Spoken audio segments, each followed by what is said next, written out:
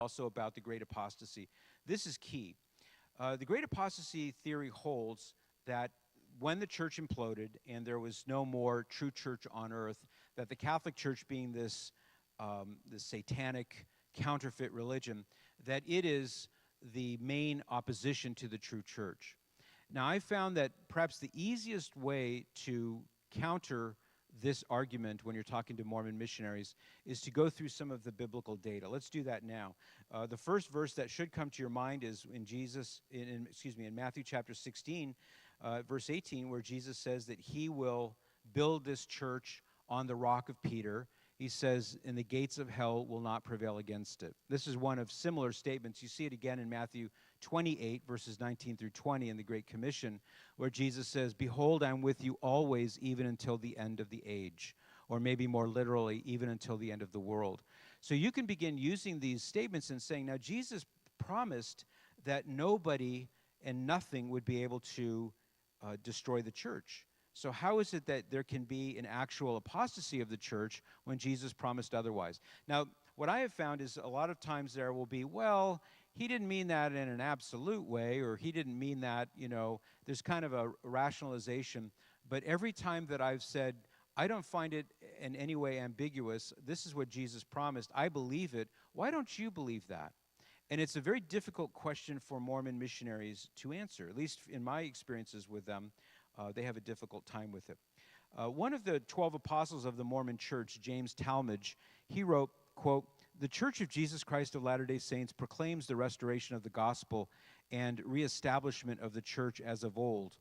In this, the dispensation of the fullness of times, such restoration and reestablishment with the modern bestowal of the holy priesthood would be unnecessary and indeed impossible had the Church of Christ continued among men with unbroken succession of priesthood and power since the meridian of time, in other words, the time of Christ.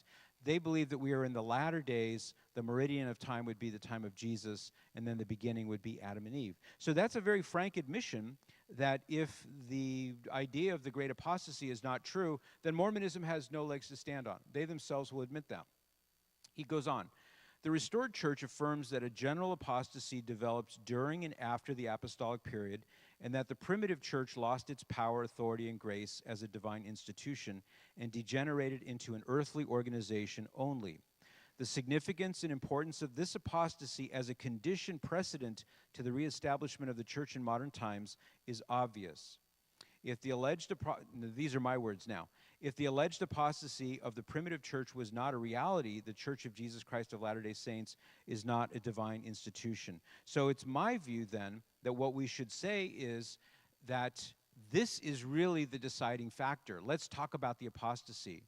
And if the Mormon missionaries want to talk about other things, I would say, let's get to those down the road. But first, let's talk about the apostasy. And what you'll find is they will quote about 6 or 8 passages from the Holy Bible in the New Testament. I'll give you several of them, which talk about a great falling away. Many will fall away.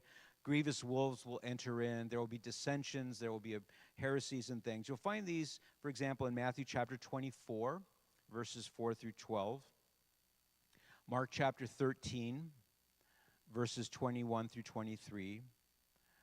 Parallel passages in Luke 21, verses 7 through 8. Acts chapter 20, verses 29 through 30. And some of the more specifically important ones are 2 Thessalonians 2, 1 through 12, 2 Timothy 3, 1 through 7, and also 2 Timothy chapter 4, verses 1 through 4, 2 Peter 2, 1 through 3, and Jude, verses 17 through 19. All of these passages describe a falling away, either of greater or lesser proportions. But you'll notice that when they identify when this would happen, none of them say, first of all, that there will be a complete apostasy. Jesus himself said there can't be a complete apostasy. I will be with you always until the end of the world. I'll build my church on this rock. Not even the gates of hell will be able to prevail against it. But when they identify a time frame, it's always in the latter days. Notice that. So one of the points that Mormons make is that the apostasy occurred very near to what they call the meridian of time when Jesus Christ was alive. The latter days is when Joseph Smith arrives. That's why he called the Church of Jesus Christ of Latter-day Saints. He believed that his generation would see the end of the world. So one of the questions I've asked missionaries is, well, doesn't it seem to suggest that this apostasy was going to take place in the latter days? How do you know that your church is not part of that apostasy? How do you know that the Mormon Church, the Church of Jesus Christ of Latter-day Saints, is not part of that description there? In addition to the verses that I already mentioned, let me give you a few others that will help bolster your claim that there was no total apostasy. In John chapter 14, verse 16, Jesus says, "The Father will give you another advocate to be with you always." The advocate, the Holy Spirit that the Father will send in my name, he will teach you everything and remind you of all that I have told you. That's John 14:26. And in John 16:13, the Lord says, "But when he comes, the Spirit of truth, he will guide you to all truth." No indication that there's going to be a deviation from the truth. Here are a few other things that we can talk about with regard to the issue of the integrity of the church. For example, Jesus said in Luke chapter 15, verses 28 through 30, I love using this passage. He says, "Which of you wishing to construct a tower does not first sit down and calculate the cost to see if there is enough for its completion? Otherwise, after laying the foundation and finding himself unable to finish the work, the onlookers should laugh at him and say, 'This one began to build, but did not have the resources to finish.'" So I'll read that passage and I'll say to the missionaries, doesn't that sound a lot like the Jesus you believe in? That he started 2 churches, and neither one of them could be completed, even though he promised that they would be completed, even though he promised he would be with them until the end of time. Here Jesus says that kind of person will be laughed at because he starts something that he can't finish. That's not the Jesus I believe in. That's not the Jesus I see in the Holy Bible. Why would you believe in a Jesus that can't keep his promises? Those are powerful questions, and I've seen on the look on their faces that it really does penetrate. How about this one? In John chapter 14, actually, I just read that a moment ago. The one I didn't read to you is in John chapter 14, verse 18. Jesus says, "You know it because it remains with you and will be in you. I will not leave you orphans." This is another powerful verse that you can share to point out, listen, as a Catholic, I believe Jesus' teaching. He says, "I will not leave you orphans." If the great apostasy theory is true, then Jesus was either lying or he didn't know what he was talking about, because he promised he wouldn't leave us orphans, but if the apostasy happened, that's exactly what happened. He did leave us orphans for some 1,700 years until Joseph Smith came along. Or how about this one? In 1 Timothy chapter 3:15, we read that the church is the household and the pillar of truth. Is the household of God, and the pillar of truth. You might want to quote that verse first. 1 Timothy chapter 3, verse 15. The church is the household of God and the pillar and foundation of truth. And then you can point out what Jesus said in Mark chapter 3 and Matthew chapter 12. He says, "No one can enter a strong man's house to plunder his property unless first he ties up the strong man, then he can plunder his house." Now, the traditional understanding of these passages, Mark 3:27 and Matthew 12:29, is that the devil is the strong man, so to speak, and Christ is stronger. He comes into the world and he binds the devil and he plunders his house. In other words, he gets us out of our domination under the devil. That's the traditional understanding of this passage, but it works very effectively in reverse. And what I've done is I've said, now, if the total apostasy theory is true, then Jesus is the strong man and the devil is stronger than Jesus. Because the devil, in essence, then plundered the household of God, and he would, in order to do so, he would have to first bind the strong man, which I do not believe. I'm going to finish on an up note, and that is a story that happened to me with regard to a man I knew. He was a Catholic priest in Brooklyn. His name was Isaiah Bennett. And the interesting thing about Isaiah was that as a parish priest in Brooklyn, New York, he too was very interested in Mormonism, and he called me when I was working at Catholic Answers. This would have been around 1991 or so, and he asked if I would come to his parish to give a weekend seminar on Mormonism. because a lot of his parishioners were being siphoned off by Mormon missionaries. So I said, sure, I'll come out. I went out, spent the weekend, gave a bunch of talks on the Mormon church, and we went out and had dinner that Saturday evening, and I really was impressed by his knowledge of Mormonism. I found him a kindred spirit in that regard. And then I went back to California, and as these things typically happen, we didn't stay in touch. And maybe, I don't know, 2-3 years went by, and a Mormon fellow that I knew in Los Angeles called me up very excited one afternoon. He said, "You'll never guess who came and spoke at our Mormon church this past Sunday. It's somebody you know." And I said, "Who?" He said, "His name's Isaiah Bennett, and he says he knows you." And I said, "Yeah, I know Isaiah Bennett, but the only one I know is a priest back on Long Island, or excuse me, in Brooklyn." And he says, "That's the same guy, except he's not a priest anymore, and he's not a Catholic anymore. He left the Catholic Church, and he became Mormon. And now he's kind of like our Scott Hahn." I remember him saying that. He's like, "Our Scott Hahn." I hope Scott's not here. I hope he didn't hear that, yeah. And so Isaiah Bennett was making the rounds, giving talks at Mormon churches about how he left the darkness of the Catholic Church and came into Mormonism. And he had cassette tapes, and he was becoming something of a celebrity in the Mormon church. So the Mormon guy said very excitedly, he said, "Here's Isaiah's phone number. He's living up near Salt Lake City now, and he would like to talk to you." And he gave me his phone number. And now as he's giving it to me, I'm feeling terrible. And I'm thinking to myself, wait a minute. I went to his parish to inoculate his people against Mormonism, and he became a Mormon. Okay, that's not going on my resume ever, you know. What a failure I was as an apologist, that the priest himself became a Mormon. I couldn't believe it. So I'm writing down his phone number, and I'm realizing what's happening. And I knew that this Mormon guy was gleefully wanting me to contact Isaiah, because he's thinking, okay, first we got Isaiah Bennett, then we'll get Patrick Madrid, then we'll get Jeff Cavins, then we'll get Scott Hahn. You know, and they were just, you know, thinking ahead a few moves down the road. So I was truly heartbroken. I felt terrible, and I didn't want to talk to Isaiah. I thought, well, I'll get around to it the next day or two. And as I was getting ready to leave my office later in the day to go home, the phone kept ringing and ringing, and I didn't want to talk to anybody because I was so depressed, so it kept going to voicemail. And I didn't give a second thought, but this person was trying to get a hold of me.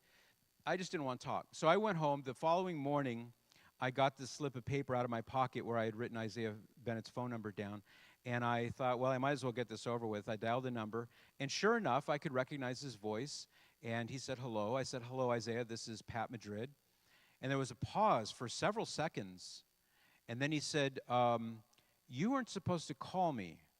And I said, "What do you mean?" I said, "I was told to call you." And I told him about the man in Los Angeles who called and gave me his number. He said, "Yeah, I know. He was real excited when he found out that I knew you, so I gave him my number. But then I started thinking about it, and I called him back, and I told him, tell Patrick not to call me, because we had a nice acquaintance in New York when he came out to visit, and I don't want to ruin that. And I don't want to have a confrontation with him. I don't want to have an argument with him. So call him up and tell him not to call me." So that's what I found out on Monday, was that he was frantically trying to reach me to tell me, don't call Isaiah Bennett. But I didn't get the message. Honestly, I didn't get the message. So I said, "Well, I'm sorry, I didn't get the message, and if you don't want to talk, I'll understand." He said, "Nah, it's okay, let's go ahead and talk." So we wound up talking for well over an hour. And I felt even worse when the conversation was over, because he seemed so confident, and nothing I said seemed to really put a dent in him at all. I thought all of his arguments were very weak, but nothing I said seemed to make any kind of impression upon him. So when I hung up the phone, I felt even worse than I did at the beginning, and I thought, okay, well, this is really a #1 failure for me. So I thought I would just chalk it up to, I need to learn better how to talk about these matters and put it out of my mind. About 6 months later, Isaiah calls at my house on a Saturday, and he says, "I really need to talk to you if you have a few minutes." I said, "Okay." And I'm thinking, okay, he wants round 2, so I better be ready. And he said, "I want you to be the first one to know that I've come back to the Catholic Church." Now, thanks be to God. Here's what happened, and with this, I'll wrap things up. He said, "Do you remember that question you asked me when we talked 6 months ago?" I said, "I asked you 30 questions. I can't remember which one I asked you." He says, "No, there was one in particular." He said, The question was, Isaiah, you're a Catholic priest. How could you turn your back on Christ in the Eucharist? And he said, when I told him that, when I asked him that question, he said in his mind he's thinking, I don't believe in that stuff anymore. I don't believe in the Eucharist. That's all hocus pocus. I don't believe in that. I'm a Mormon now. But he said it agitated him. And it really began to work on him, and he began thinking about it. And he described how there were times when he couldn't get this thought out of his mind. One time he was woken up out of a deep sleep. Why did I turn my back on Christ in the Eucharist? And eventually, it took months and months and months, but eventually that led to a series of many other things that contributed to his conversion. I certainly was not the contributing factor at all, but I asked the question. And the question is what started everything rolling. And this guy who was there, Scott Hahn, came back to the Catholic Church. So I leave you with that thought. Don't look at this as an impossible task. Don't look at the Mormons as an unreachable group of people. They're good, sincere people. They want to love God. They want the truth. I'm convinced of that. We have it. So the thing to do is ask a lot of questions. Give a lot of good information. Bear your testimony. They want to bear their testimony. You bear your testimony. Tell them why you believe what you believe.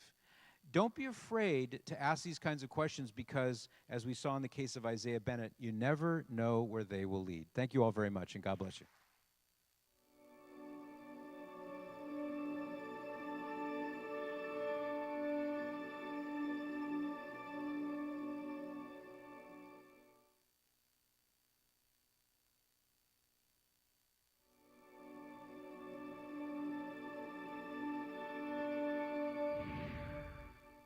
I'm going to speak today about Mormonism, and I'm glad that we now know that, I'm glad that Mark mentioned that Mormonism is the fastest growing religion in the United States. So it's something that although you may not personally have much contact with, maybe you don't really know any Mormons or you don't have a Mormon family member, it is a force to be reckoned with, and I find it very important for Catholics to understand what Mormonism is, what it believes, and how we can talk to Mormons about our Catholic faith.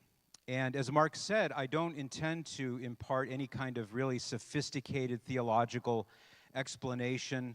I don't want to give you so much information about Mormonism that you just walk out of here half asleep. Rather, what I do is I'd like to give you the basic overview of what Mormonism is, a little bit of its history and some of its major beliefs.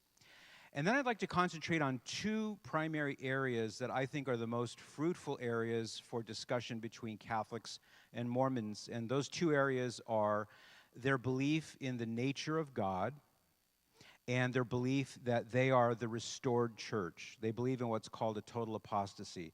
And I'll get into both of those subjects in considerably more detail. But first, let me just give you a little background to how it is that I came to become, I guess you could say, somewhat of an expert on the subject of Mormonism. I'm one of those weird Catholics that kind of glommed onto this subject and really got into it. And I got my start, actually, by picking up an anti-Mormon book that came out in the early 1980s called The God Makers. And I found, and how I got this was actually kind of a story in itself. My mother-in-law had it sitting on a coffee table in her home, and I said, oh, this looks very interesting. I'd like to read this. And she said, no, I can't let you read it because I borrowed it from somebody else and I don't want to loan it out to anyone. And I think it was maybe a slight bit of snarkiness in her tone of voice that made me say, okay, fine. So I got in my car and I drove to the bookstore and I bought my own copy. 15 minutes later, I had my copy, so I was able to read it. And I was fascinated by the story told in The God Makers, but I was also it was very familiar to me in terms of the tone. And the more I read, the more I realized this sounds an awful lot like a lot of the anti-Catholic material that I had been exposed to over the years. A lot of the same kind of ad hominem arguments where you attack the person rather than the belief. And so that piqued my interest, not only because I was finding a lot of fascination with Mormonism, but also I found that there's got to be something more to this than what the God Makers is saying, because there's so much as a parallel in the world of anti-Catholicism where people attack the Catholic Church with half-truths and straw men and ad hominem arguments and things. So that was kind of the impetus for me to really begin to study. So after I finished reading the Godmakers, I began to read practically everything I could get my hands on. And I really read myself into a position of understanding the Mormon Church very clearly, and that led to, during my time of working at Catholic Answers, that led to a lot of contacts with people in the Mormon Church at Salt Lake City and other places. I had the privilege, the opportunity, I'm not sure how to describe it, of being invited to tour 3 different Mormon missionary training centers, one in Tokyo, one in London, and one in Provo, Utah. The main one is in Provo, Utah. And I'll tell you, that was like walking into almost like a military boot camp type setting. The one in Provo, for example, I don't remember what the exact number was, but my recollection was it was maybe about 2,500 incoming missionaries, like raw recruits in the military. They were in the complex of buildings going through all the things that missionaries are trained to do, including learning a foreign language, and also how to present the Mormon Church's teachings on the doorstep to people who will listen. So I was allowed to sit in on some of these training sessions, and if you can imagine what that was like, here I am, a Catholic apologist, being permitted to sit in the Mormon Missionary Training Center as the Mormon missionaries, 19, 20 years old, were learning how to take Catholics out of the Catholic Church. It was kind of like during the Cold War, allowing a Soviet, officer to come into the Pentagon and watch how things are done there. It was a very strange thing.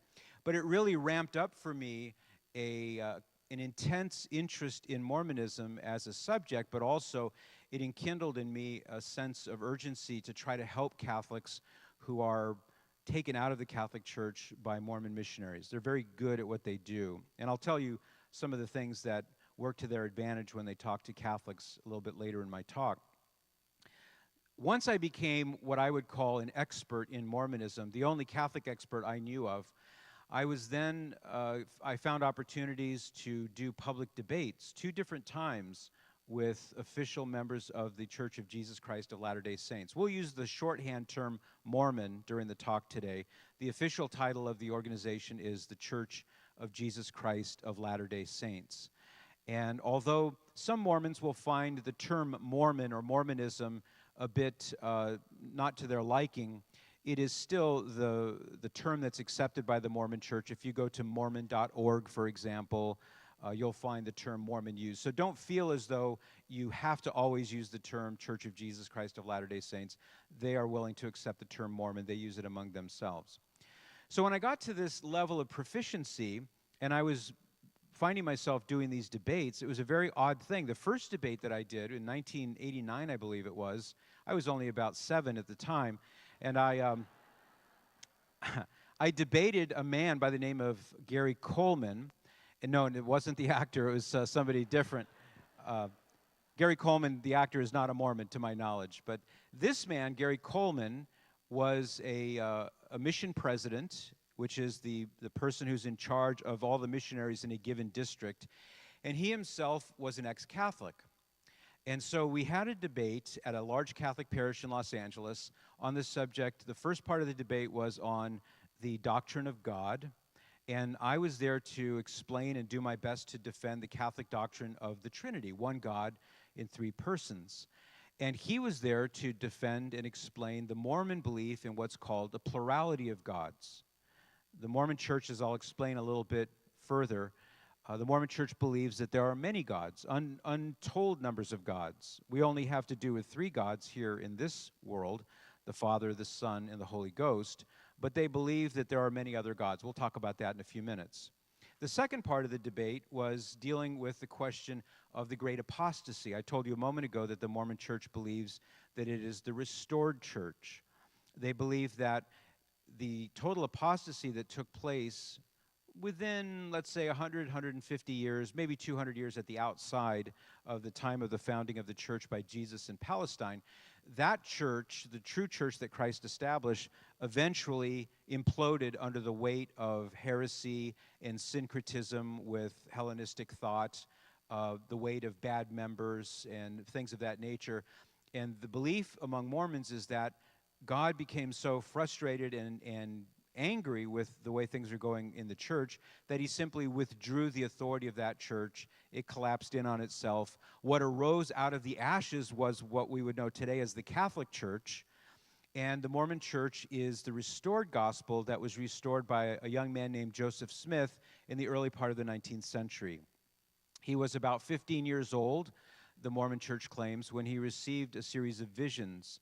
He had a number of visions of angels, including the angel Moroni, but he also received what's called the first vision, which preceded all the others, in which he was, as a young boy, 14, 15 years old, wondering which of all the churches he should join among the different Protestant denominations in the area in which he lived in upstate New York. He was a very clever young man. He was very intelligent. He didn't have much formal schooling, but then again, not many people had a lot of formal schooling in those days. But he had kind of a magnetic personality. People were drawn to him. And he had a certain charm that we'll discover in a few minutes, having to do with the question of polygamy. We'll talk about that as well. But he said that he received a vision of God the Father and Jesus Christ, who told him that he should not join any of the other religions because they were all corrupt, and that all the professors, as in all of those people who belong to those Christian groups and who profess to be Christian, all of them are corrupt, and none of them actually has the true gospel. But you, Joseph, are the one that we have decided to use as the prophet of the restoration to bring back the true church. And so as time went on, he was given a vision from the angel Moroni as to where certain golden plates were hidden in an ossuary or a stone box, in this case not for holding bones, but for holding certain gold plates that were compiled, almost imagine like a 3-ring binder with the large metal loops going this way, and the golden plates, as if they were leaves, they would go this way if you were to go from one to the other. And he was shown where this box was, according to him, and in the box, on these golden plates, he discovered the history of a people that had been wiped out on the North American continent. It was a group of people known as the Nephites. And this series of golden plates, he translated, he claims, by the gift and power of God. There is a lot of sensitivity on this issue because typically one would think that the way it's portrayed is that he, through prayer and sitting down at the desk, and he would write it out in English, what he was reading. But further historical study has shown that there was a lot of occultic activity going on at the same time. Claims of a seer's stone, where he would put a stone in a hat and then put the hat up to his face, and the stone would actually light up, and some sort of spiritual force was describing to him or telling him or showing him on this seer's stone what the translation should be for these golden plates. And so he would translate them, and eventually these plates, after they were translated, they became known as the Book of Mormon. So if you've ever wondered what is the Book of Mormon and where does it come from, that's its brief history. And it purports to tell the story of this group of Israelites, 2 different groups, the first of which came over from Palestine into what would be modern-day Central or South America, and they migrated in boats to this part of the world and settled there.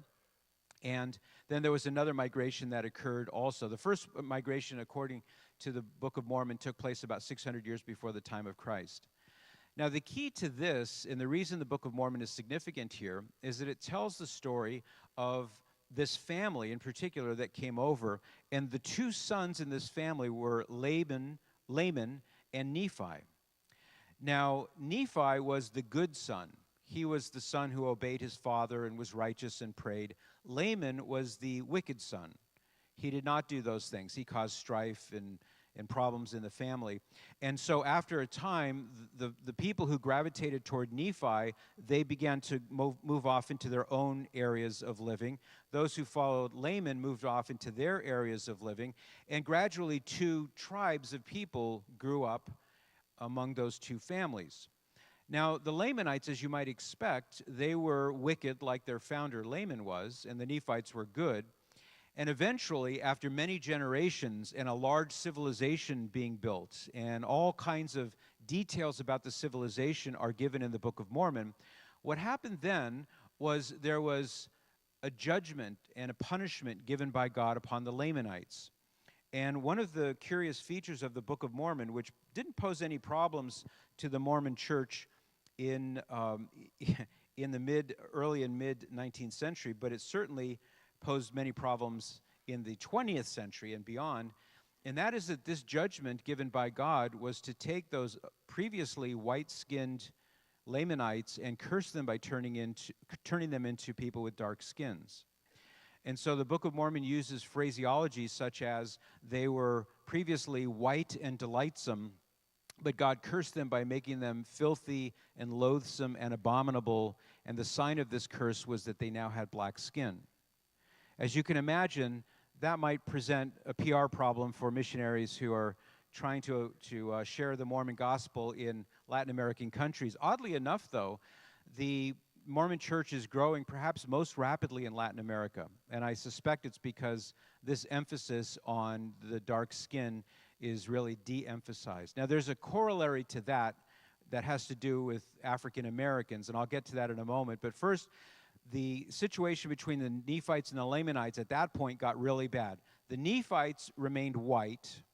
The Lamanites were cursed and turned into, in essence, the indigenous tribes of Central and South America, not to mention Mexico.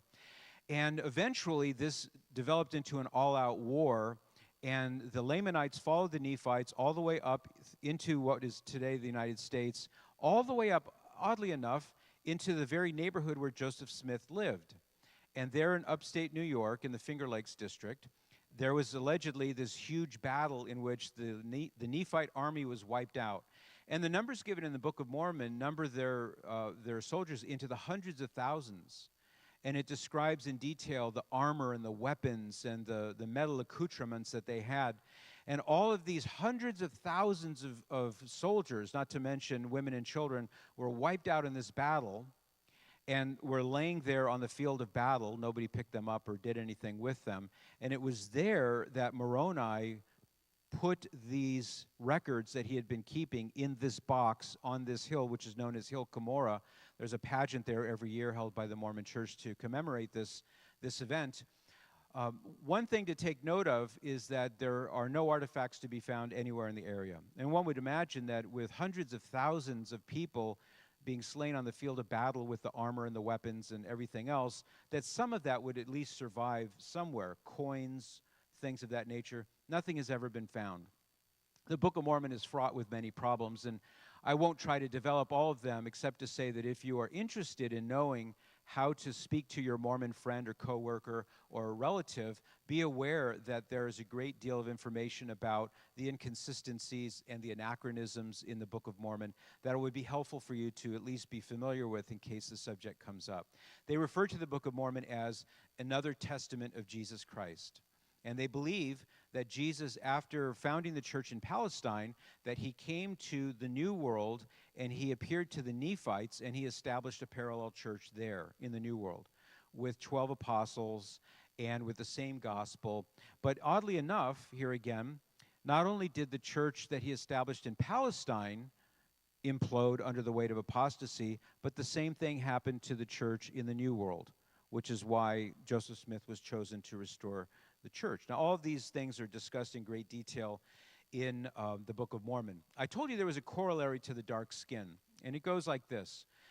The Mormon Church teaches what is called the premortal existence, and this doctrine holds that all of us who are alive today, everyone who has ever lived and everyone who ever will live in this life, was at one time in the premortal existence. We were all there together. This was before Adam and Eve. And what had happened was God, the God of this planet, God the Father, Heavenly Father, as he's referred to in the Mormon Church, he was once a man on a planet orbiting near the star Kolob. Now, I've not been able to find that star on any astrological charts, but the Mormon Church in its sacred scriptures indicates that this is the planet that he was living on as a mortal man. He was not a god at that time. And eventually, he he rose in honor, and he rose in his worthiness in the eyes of the God of his planet. And so when he died, he was elevated to godhood himself. So he went from a mortal existence into exaltation. This is the term that Mormons use when they talk about going to heaven. You and I talk about going to heaven to be with God. In the Mormon Church, that term, going to heaven, or exaltation, as they would say it, refers to going to become a god of your own planet.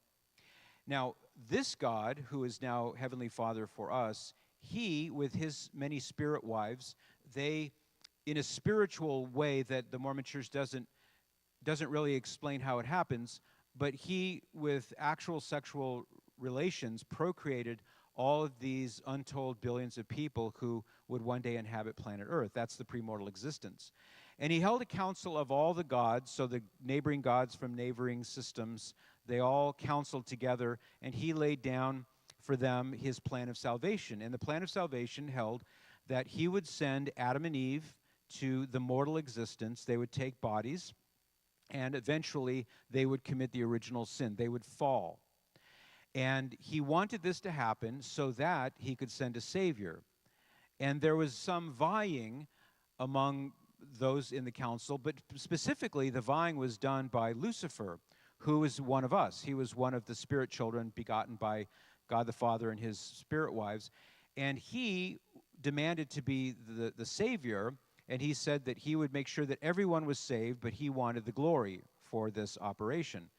Now, Jesus Christ, whom the Mormon Church claims was one of the spirit brethren, a brother of Lucifer, brother of us. By the way, how many of you remember any of this? I'd just like to see a show of hands. The premortal existence. Some of you remember this. I'd like to talk to you afterward. I don't remember any of it, to be honest with you. At that point, then, Jesus said, I will go, and I can't guarantee that everyone will be saved, but I will give all the glory to you, Father.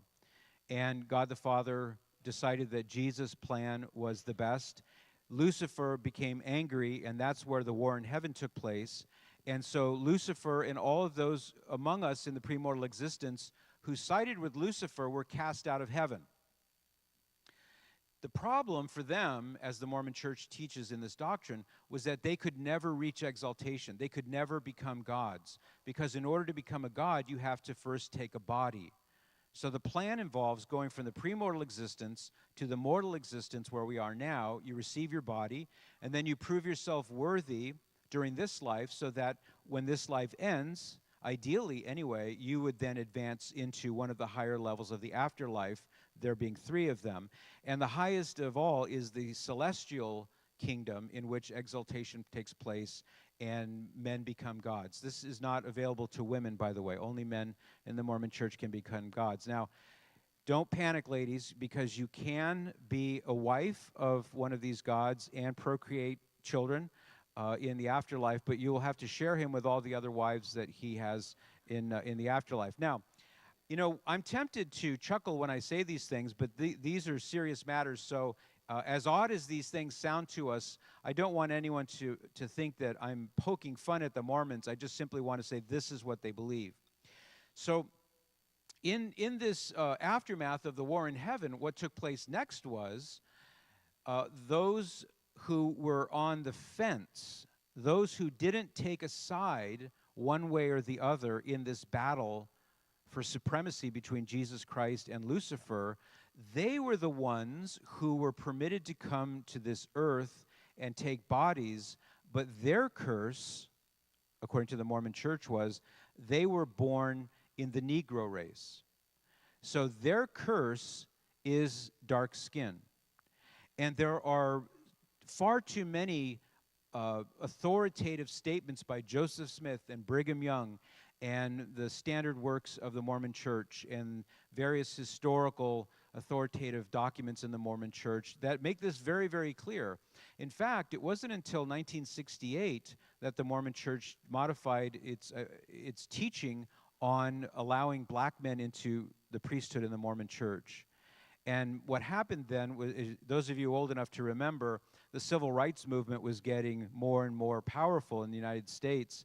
And through, I don't know if I would call it a coincidence, but what happened was that at the height of the furor over the civil rights movement in the United States, the prophet of the Mormon Church, he received a revelation from God telling him that now it's permitted to allow black men to receive the Melchizedek priesthood in the Mormon Church. So that ban was lifted at that point. But previously, for all those decades before that, from the founding of the church in 1830 until the late 1960s, no black men were allowed into the priesthood. Now, the priesthood, a word about that. It is not the kind of priesthood that you and I think about in the Catholic Church. There are two levels, the Aaronic priesthood and the Melchizedek priesthood. The Aaronic priesthood, which is the lower form, is administered to boys at about the age of 12 years old. And that's when they become of age to serve in the church, various capacities.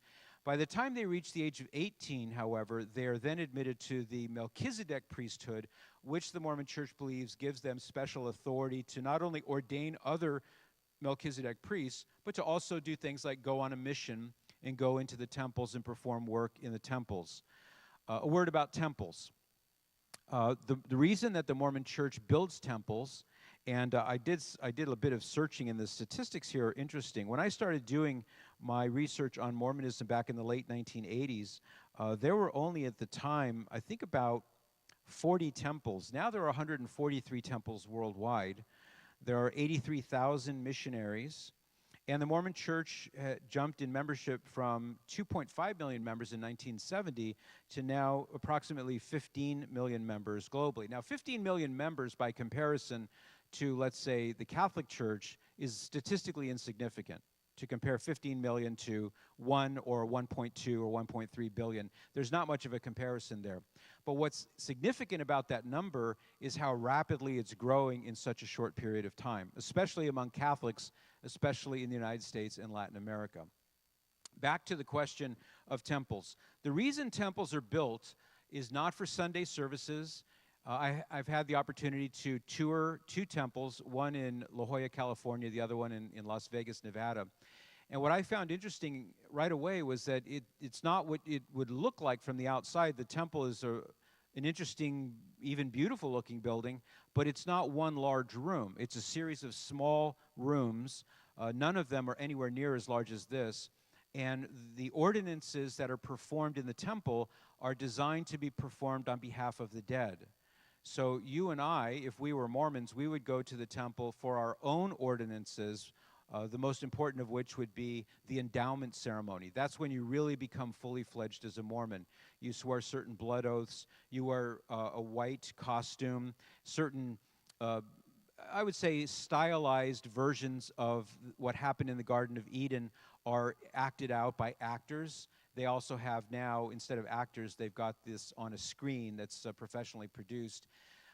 You swear these certain oaths, and you go through certain rituals that incorporate you fully into the Mormon Church, including receiving a special name. So all of the women and all of the men who go through all the temples on that day receive that name. So your name might have been Sarah. The man's name might be Joseph.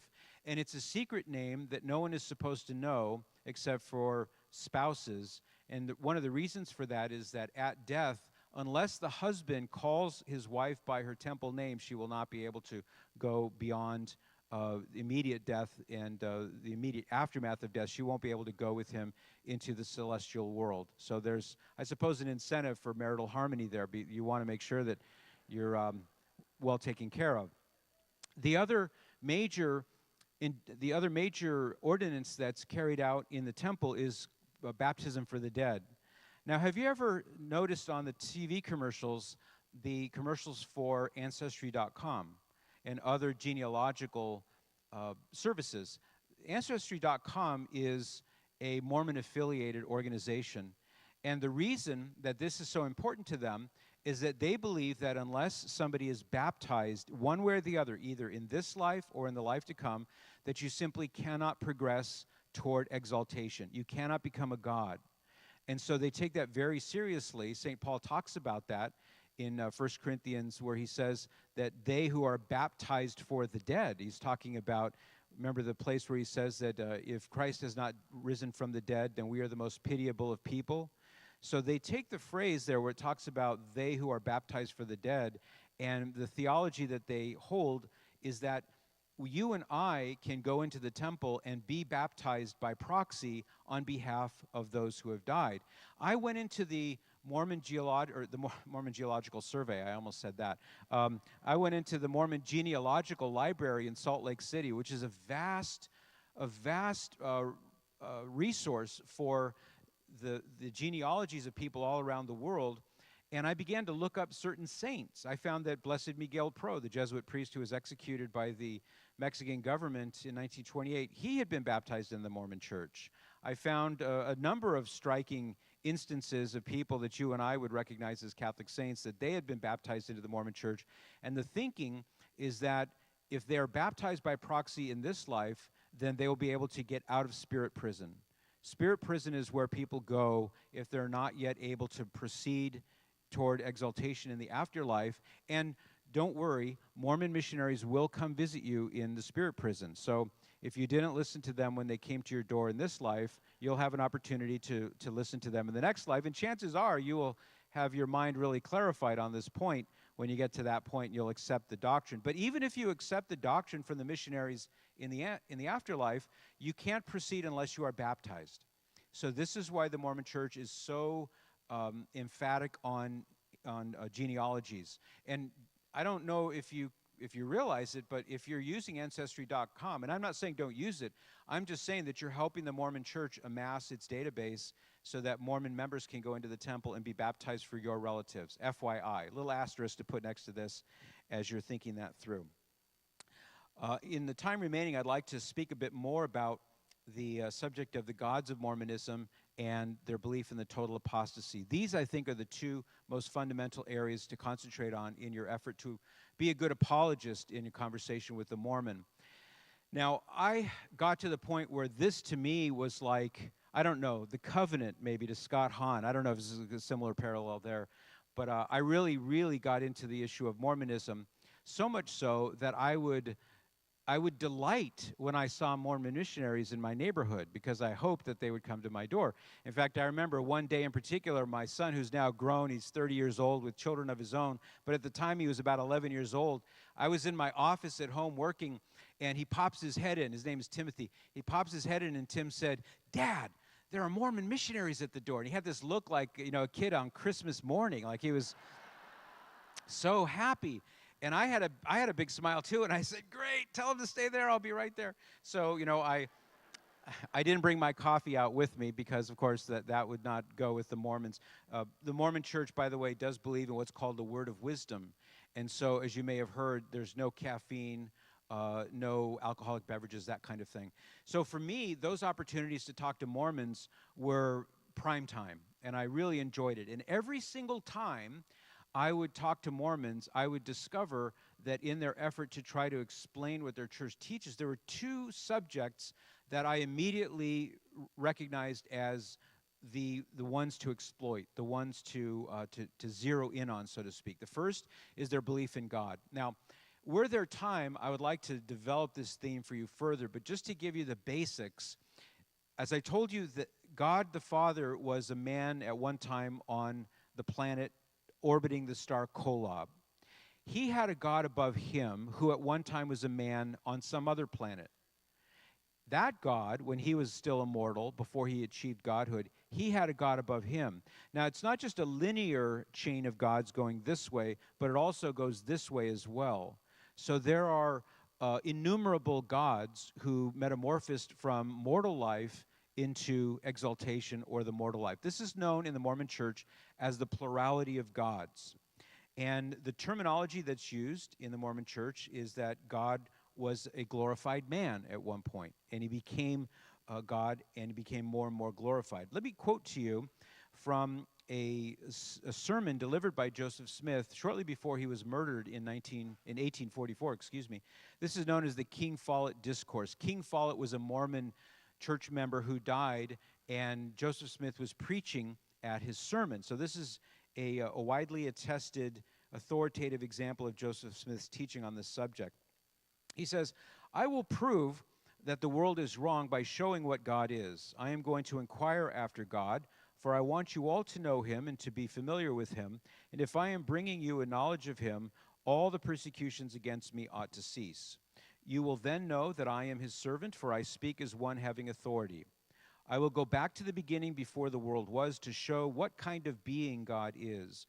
What sort of being was God in the beginning? Open your ears and hear, all ye ends of the earth, for I am going to prove it to you by the Bible. It's interesting, by the way, as a little side note. He doesn't get into any scripture beyond this. He doesn't prove anything from the Bible, but this is what he says. He says, God himself was once a man as we are now, and is an exalted man, and sits enthroned in yonder heavens. That is the great secret. He says that God could not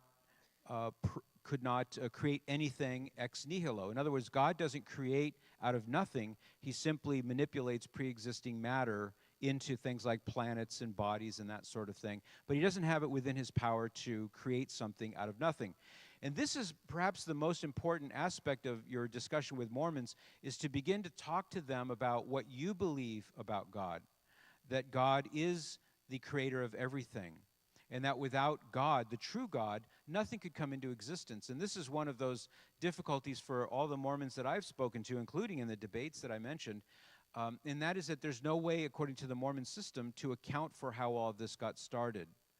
One analogy that might be useful to you is if you were looking at the caboose on a train as you're parked at the tracks waiting for the train to pass, you see the caboose moving in front of you, and you say, why is that caboose moving? It doesn't have the ability to move on its own.